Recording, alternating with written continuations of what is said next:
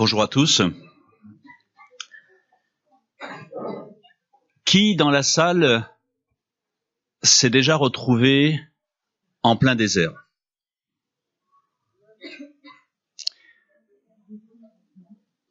Quand on est en plein désert, est-ce que vous trouvez beaucoup de McDo, de distributeurs automatiques?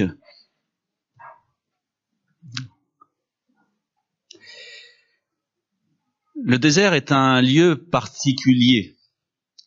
Généralement, si on aime y aller pour visiter rapidement, nous n'aimons pas nous y perdre. Et parfois, nous n'aimons pas y passer.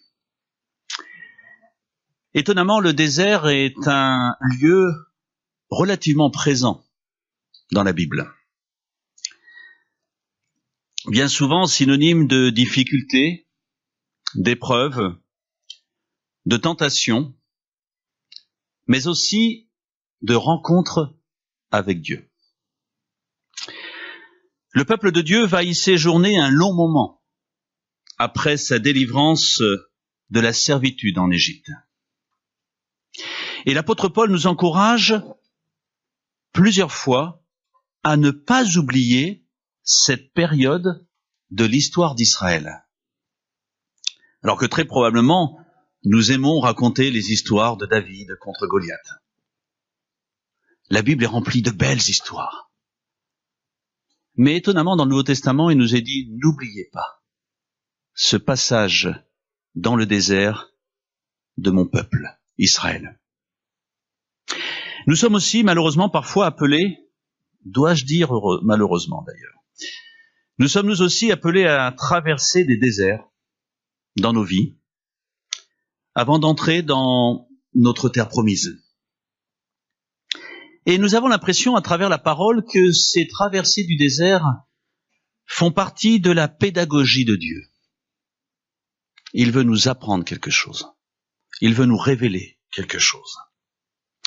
Jésus, lui aussi, va commencer son ministère en passant un temps dans le désert. 40 jours. Alors le désert, ça fait peur. C'est dur, c'est grand, c'est long. Et généralement, il remet en question nos valeurs et nos certitudes. Un verre d'eau. Que a de plus naturel? Généralement, si je vous proposais, j'ai pas trouvé plus grand, excusez-moi. Je les ai déjà dépensés, c'est pour ça. Si je vous proposais un verre d'eau ou le billet, il est évident que le billet a beaucoup plus de valeur. Il peut me permettre d'acheter des litres d'eau. Mais si vous étiez perdu en plein désert, ce petit verre d'eau, il prend une valeur inestimable. Et celui-là, alors je vais pas le déchirer pour autant, mais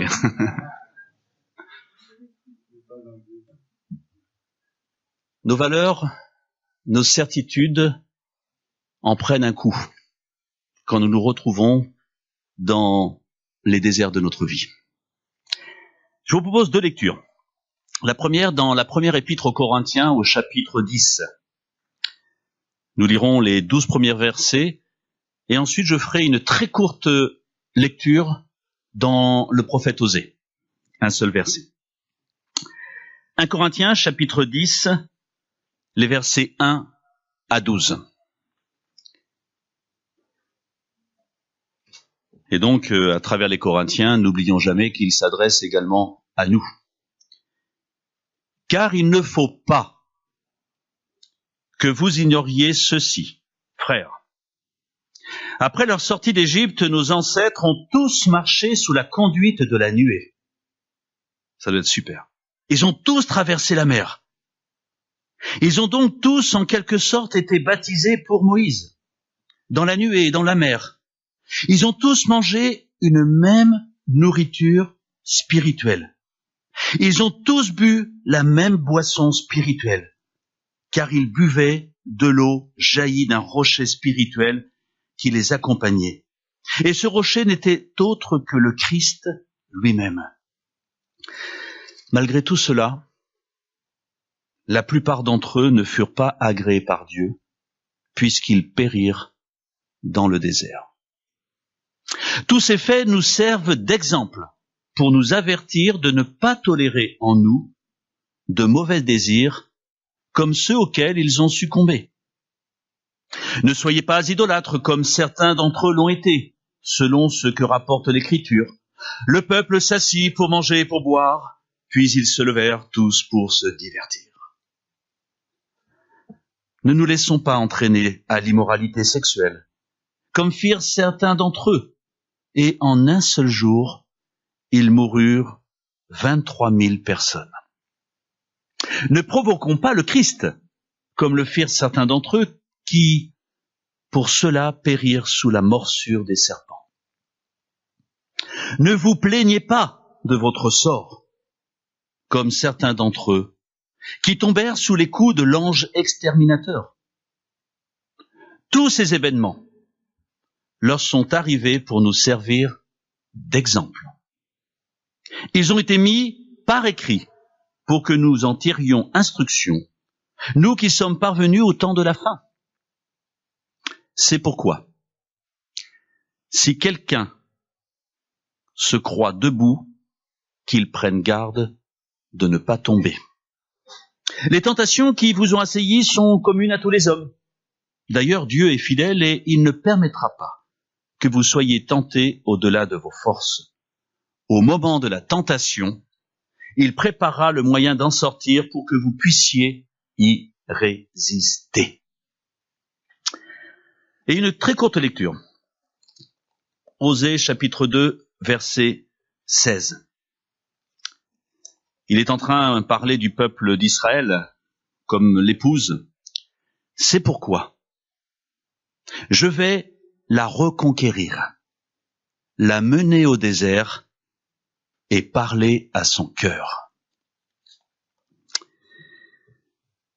Le désert est généralement présenté comme un chemin de rupture. Dieu a choisi de faire passer son peuple par le désert, alors qu'il aurait pu le faire passer par un autre chemin. Exode 13 nous dit, lorsque le Pharaon laissa partir le peuple, Dieu ne le conduisa pas par le chemin qui passait par le pays des Philistins, même si c'était le plus direct. Dieu se dit en effet, le peuple pourrait éprouver des regrets en rencontrant la guerre et retourner en Égypte. Dieu fit donc faire au peuple un détour par le chemin du désert vers la mer des roseaux. Nous aimons généralement, quand nous avons une question ou une envie, un désir, d'avoir une réponse rapide. Quand j'ai envie de quoi que ce soit, voire d'un changement dans ma vie, j'aimerais tout de suite foncer et avoir la réponse que j'attends. Or, dans la pédagogie de Dieu, pour notre bien, puisqu'il est un Dieu d'amour, il nous fait passer parfois par des chemins qui ne sont pas les plus directs. Des chemins qui peuvent nous paraître épuisants, fatigants. Des chemins compliqués. Des chemins de souffrance. Mais il y a une raison derrière. Comme il y a eu une raison pour le peuple d'Israël. Le risque pour Israël, il était grand, c'était de regretter l'Égypte et de retourner en arrière. L'Égypte, pays de servitude. Revenir à certaines valeurs que le monde égyptien leur proposait. Le chemin le plus court peut être celui de la perdition. Nous devrions réfléchir avant parfois de foncer vers certains de nos désirs, de nos envies. Il peut être celui de la perdition s'il n'est pas tout simplement le chemin de Dieu. Ne cherchons pas toujours à précipiter les réponses à nos désirs, recherchons le temps de Dieu. Recherchons le temps de Dieu. Nous avons au début du chapitre 10 de Corinthiens que nous avons lu, un rappel de tous les privilèges du peuple de Dieu. Israël a été délivré de la servitude comme le chrétien l'a été du péché. Rappelons-nous Galates, vous avez été délivrés, mais ne retombez pas sous le joug de l'esclavage. Nous sommes détenteurs des dons que Dieu a pour chacun de nous. Et si d'un seul coup nous nous arrêtons et que nous nous remettons devant Dieu, je suis persuadé que beaucoup de personnes dans cette salle pourraient faire une liste importante, impressionnante, de ce que Dieu a donné, de ce que Dieu a fait dans ma vie. Alors qu'est-ce qui se passe? Pourquoi? Le verset 7 que nous avons lu, que j'ai dit peut-être un peu en plaisantant, le peuple s'assit pour manger et pour boire, puis ils se levèrent pour se divertir. N'est-ce pas là un risque pour le chrétien de gagner ou d'avoir une trop forte confiance en soi-même? Ça fait 35 ans que je suis converti. Ça fait 50 ans que je participe à la vie d'une église. Facile, la vie chrétienne. Je ne risque plus rien. Quand j'ai démarré mon ministère, je regardais les autres pasteurs et je me disais, waouh, ces hommes de Dieu, mais qui suis-je? Et au fond de moi-même, je me dis, mais dans 20 ans, 30 ans de ministère, ce sera facile. La tentation, pof! La vie chrétienne, waouh! Ma foi sera grande. J'arrivais presque à vivre dans cette espérance que je serais quelqu'un de mieux, en pensant que tous ces hommes qui étaient devant moi étaient des hommes parfaits. J'ai vite appris que, même 30 ans, 50 ans après, je reste un homme qui a besoin de dépendre totalement de Dieu. Mais ce n'est pas un problème puisque Dieu est là pour m'aider. Et mon danger serait de me croire arrivé à un certain niveau. La Bible revient régulièrement sur cet épisode de la traversée du désert dans l'histoire d'Israël. D'ailleurs, vous connaissez le Jean 3,16. Je doute fort que beaucoup ne connaissent pas Jean 3,16. Et avant Jean 3,16, il y a Jean 3,15. Et avant Jean 3,15, il y a Jean 3,14, qui commence par « Dans le désert, Moïse a élevé sur un poteau le serpent de bronze. De la même manière, le Fils de l'homme doit lui aussi être élevé. » Ce lien se rapporte encore à des épisodes de cette traversée du désert pour ce peuple. Dans l'histoire d'Israël, le désert apparaît comme la période de transition entre la terre de servitude, l'Égypte, et le pays de la promesse, Canaan. Temps où nous devons apprendre constamment à dépendre de Dieu par notre obéissance, liée à notre confiance en son amour.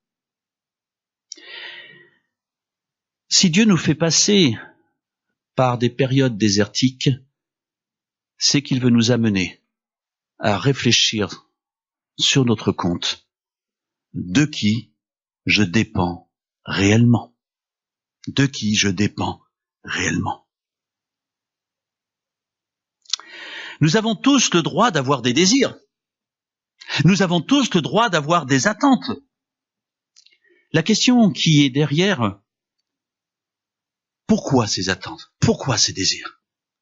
Sont-elles compatibles avec les désirs et les attentes de Dieu pour moi?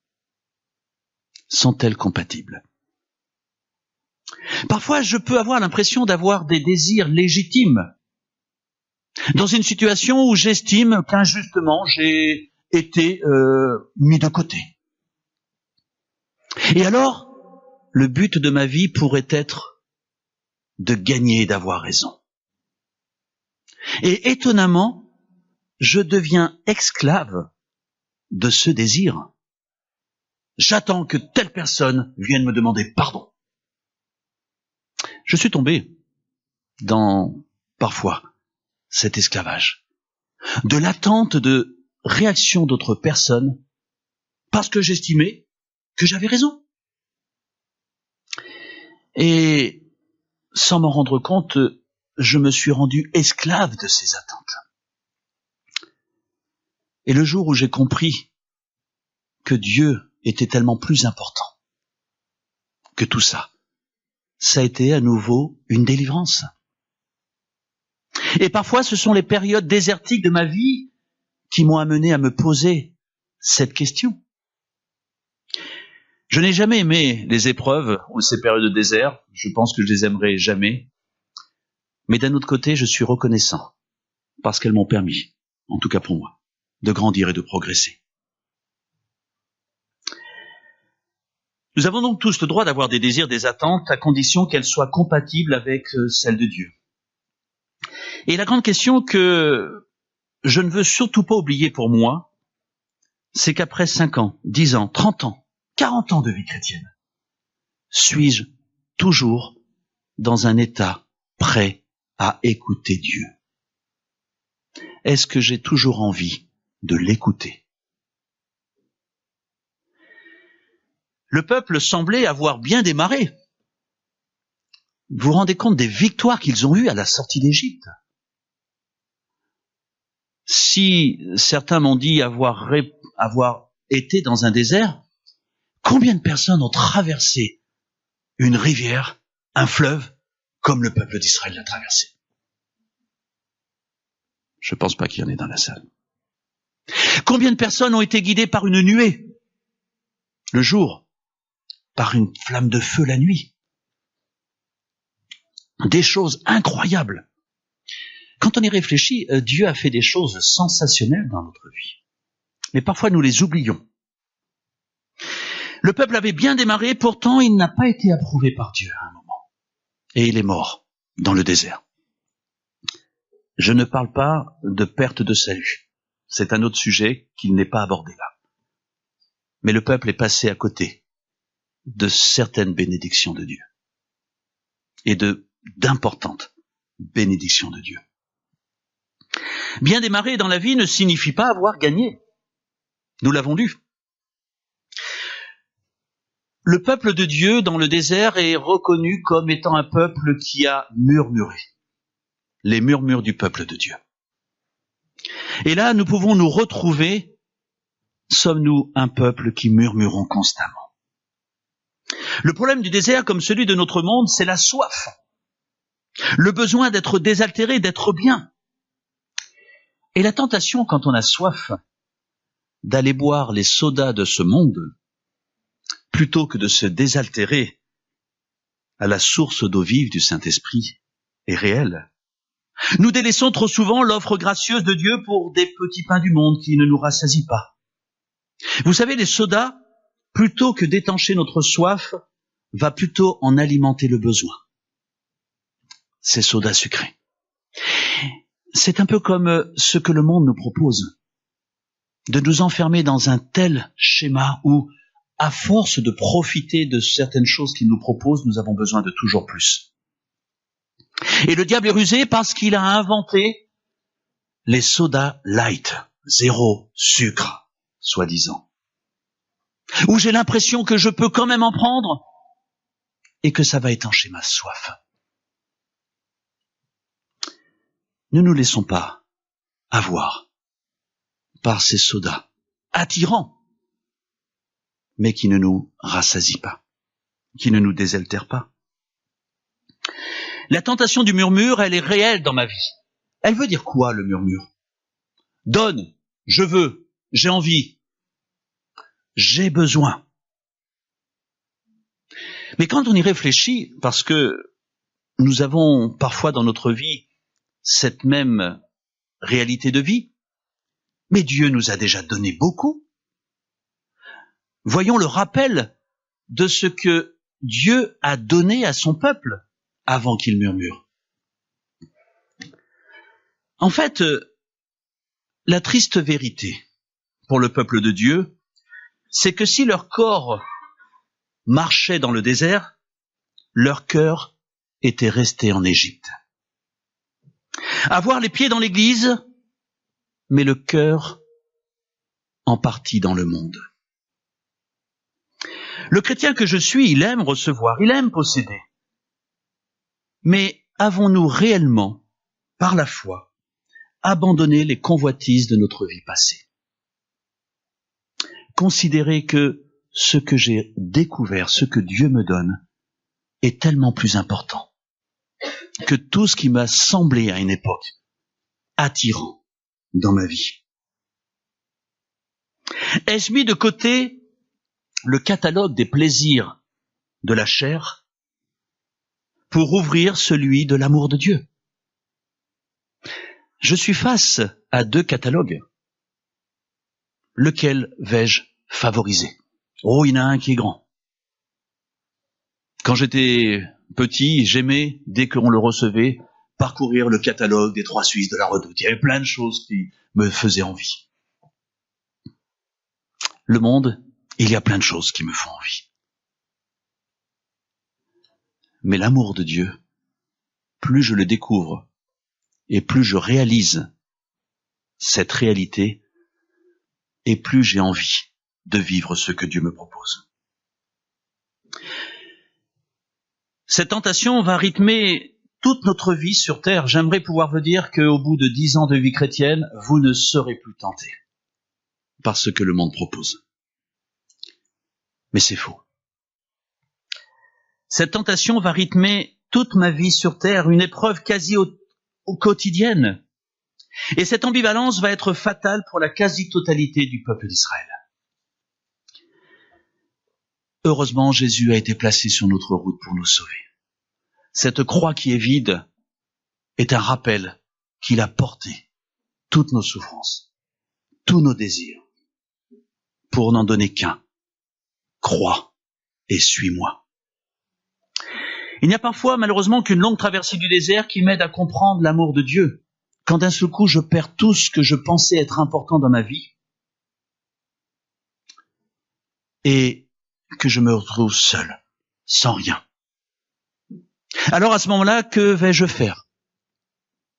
Regarder à Dieu ou me morfondre dans des convoitises intérieures? Ah, avant. Ah, comme j'aimerais avoir ceci.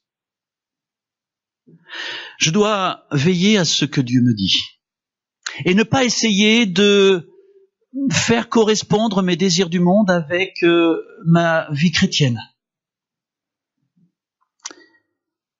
Dans les versets qui suivent, on voit que l'apôtre énumère certains des péchés dans lesquels les Israélites sont tombés, ces vices liés à des appétits charnels. Nous ne sommes pas coupables parce que nous avons des tentations. Nous sommes coupables par rapport au choix que nous allons faire de ces tentations. Et le diable est rusé. Je vais prendre un exemple, je vais peut-être pas me faire que des amis, je suis désolé. Bien souvent, dans les camps ou quand je parle avec les jeunes, vient la question, est-ce que en tant que chrétien, je peux aller en boîte de nuit? On pourrait dire en ça, il n'y a rien de mal, pourquoi pas? Mais est-ce un lieu où je vais grandir dans ma relation avec Dieu, ou est-ce un lieu où je vais être soumis aux convoitises de la chair? Pourquoi les autres viennent dans ces lieux? Je ferme la parenthèse, je laisse chacun répondre. On peut y mettre plein d'autres pensées, d'autres idées. Parce que le diable va essayer de nous faire croire que ce n'est pas si grave. Le Coca Light.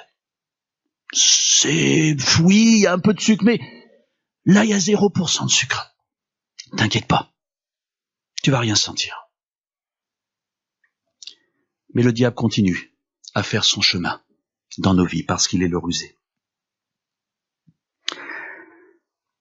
Le désert, c'est une terre d'épreuve et de tentation. La marche dans le désert est toujours un temps d'épreuve pour celui qui y passe. Deutéronome chapitre 8 nous dit « Souviens-toi de tout le chemin que l'Éternel ton Dieu t'a fait faire pendant ces 40 années dans le désert. Il voulait t'humilier et te mettre à l'épreuve pour connaître les dispositions de ton cœur et savoir si tu respecterais ou non ses commandements. » Il est dur ce texte. Alors je le répète, parce que pour moi il est dur. Mais il y a une réalité tellement belle derrière. Souviens-toi de tout le chemin que l'Éternel ton Dieu par lequel nous fait passer, nous tous, dans cette salle. Pendant un certain temps, dans ces périodes dites désertiques. Il veut t'humilier, c'est-à-dire te faire réaliser la véritable place qui doit être la tienne. et te mettre à l'épreuve pour savoir si, au fond de ton cœur, est-ce que tu aimes vraiment le Seigneur? Est-ce que tu es prêt à lui obéir? Un orateur avait dit une fois dans une conférence, « Le matin, je me lève, il fait beau. Ma journée se présente d'une manière la plus agréable possible. Je vois mon épouse à côté de moi qui me sourit. Et j'ai envie de louer le Seigneur. Oh Seigneur, qu'est-ce que tu es grand. » Quelques jours plus tard, j'ai mal dormi. En plus, un voisin ronflait. Ils ont fait du bruit. Mon réveil, il n'a pas sonné comme il fallait. Et je suis pressé. En plus, le café, je l'ai raté. J'ai oublié de mettre la bonne capsule. En plus, ma femme me demande de ne pas oublier ça au moment où... Et il pleut. Est-ce que j'ai envie de louer le Seigneur? Pourtant, le Seigneur d'il y a quelques jours et le Seigneur de ce matin, il est le même. Il m'aime toujours autant.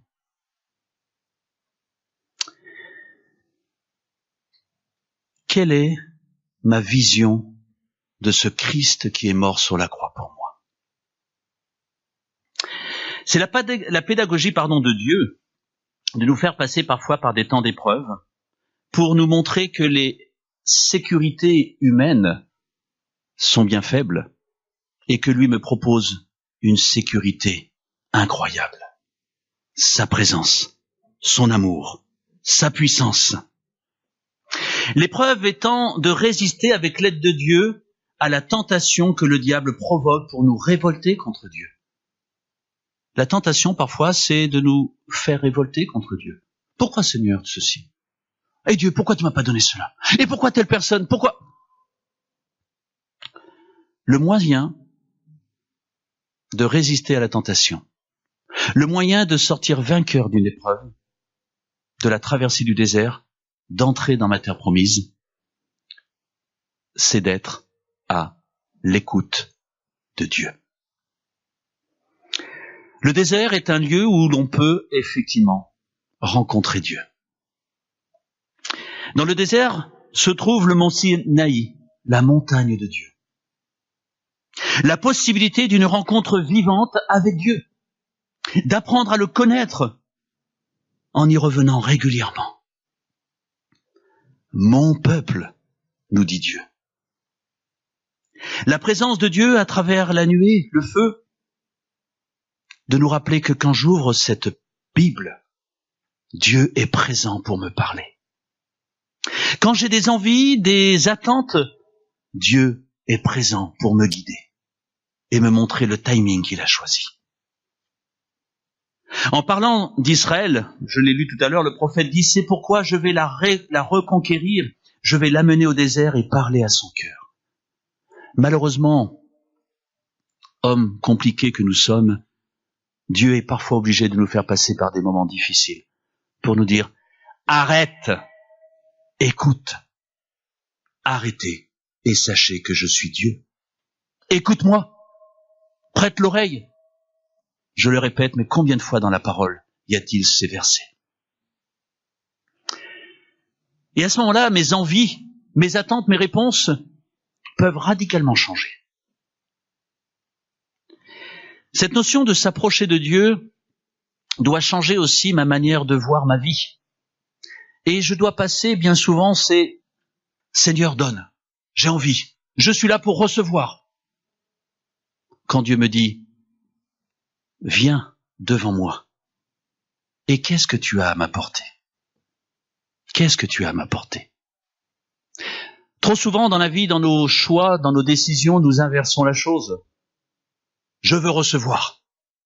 Quand Dieu me dit « apporte ».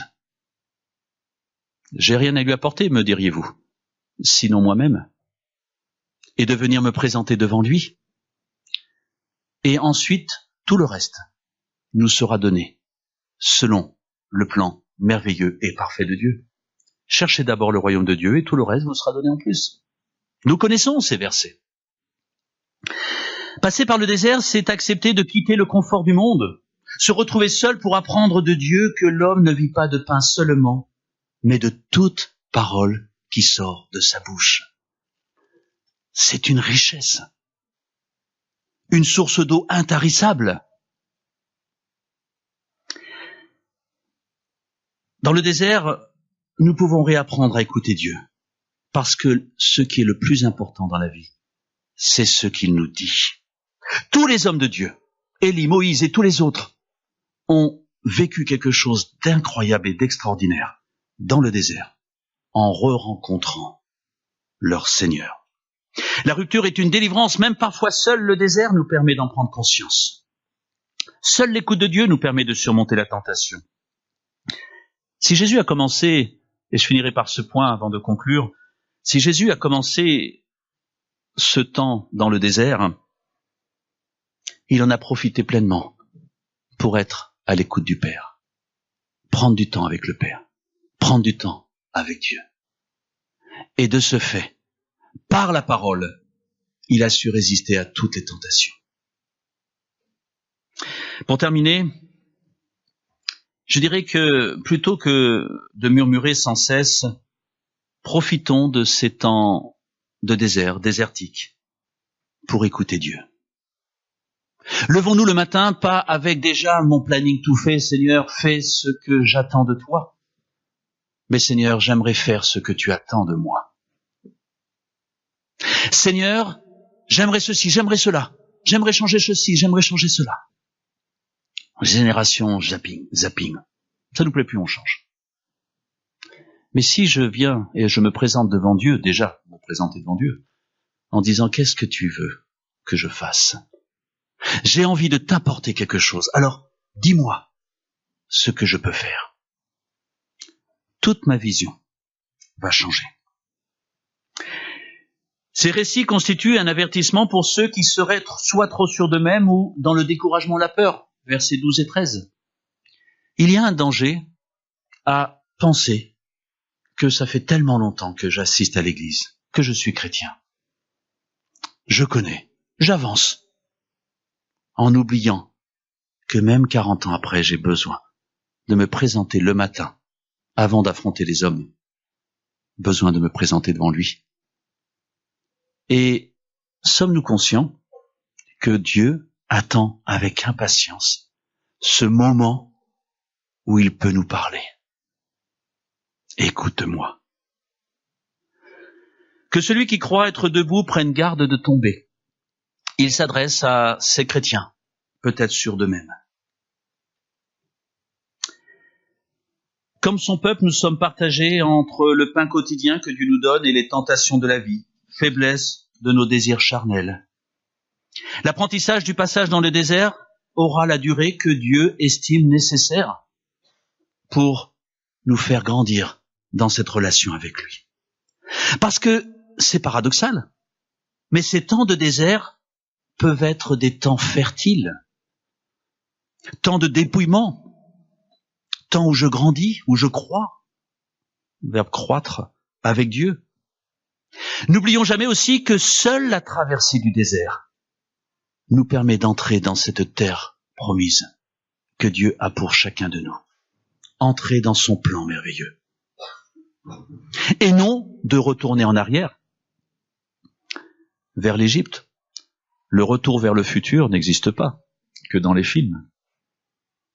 L'Ancien Testament n'est pas simplement, nous le voyons de ce fait, un livre historique, mais il contient des leçons tellement importantes pour notre vie. La triade apostolique, foi, espérance et amour, rappelle qu'en toutes circonstances et entre les mains de Dieu, nous pouvons avoir confiance dans le chemin utilisé par Dieu pour arriver au bon port parce qu'il nous aime. Alors, allégeons-nous en nous séparant du péché par notre rencontre avec Dieu. Mettons de côté ce catalogue des désirs de la chair. Et alors, mes réponses quant à mes choix, quant à mes besoins, trouveront tout simplement la bonne et la vraie réponse, celle de Dieu. J'ai des questions, Dieu a des réponses. Avant toute chose, prenons du temps personnel avec Dieu, pour l'écouter. Et tout le reste nous sera donné en plus. Seigneur notre Dieu, nous sommes conscients, et nous l'avons chanté tout à l'heure, que nous sommes des êtres faibles. Nous sommes conscients que même quand nous nous croyons forts, nous restons des êtres faibles.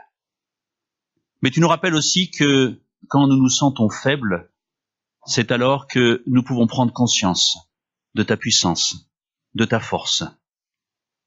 Seigneur, tu savais très bien que dans ce monde, nous serions attirés par certaines choses qui nous semblent bonnes pour nous, par nos envies, par notre orgueil, par notre égoïsme, par ce j'ai envie pour moi. Tu le savais et tu nous as laissé dans ta parole des histoires pour nous rappeler que nous nous trompons de chemin si nous pensons revenir en arrière. Tu nous as rappelé que si tu nous appelais à changer radicalement, c'est parce que tu avais un plan merveilleux pour nous. C'est parce que tu avais des bénédictions à n'en plus finir, puisqu'elles se renouvellent chaque matin. Et tout cela parce que tout simplement, tu nous as choisis, tu nous as aimés, et nous sommes importants pour toi. Alors Seigneur, nous voulons nous remettre devant toi, pour que dans nos envies, nos choix, les décisions que nous avons à prendre, nous soyons dans la paix, à ton écoute, parce que ton plan est parfait pour chacun de nous, parce qu'il est basé sur l'amour. Alors Seigneur, cette semaine, garde-nous d'oublier de nous présenter devant toi avant de commencer toute la journée, parce que tu veux nous bénir, tu veux nous accompagner, tu veux nous aider, et tu attends que nous passions du temps avec toi. Merci pour ta disponibilité, merci pour ton amour, et nous avons besoin de toi cette semaine, et nous savons que nous pouvons compter sur toi. Amen. Que Dieu nous bénisse et nous accompagne tout au long de cette vie, de cette semaine qu'il a déjà prévue pour chacun d'eux.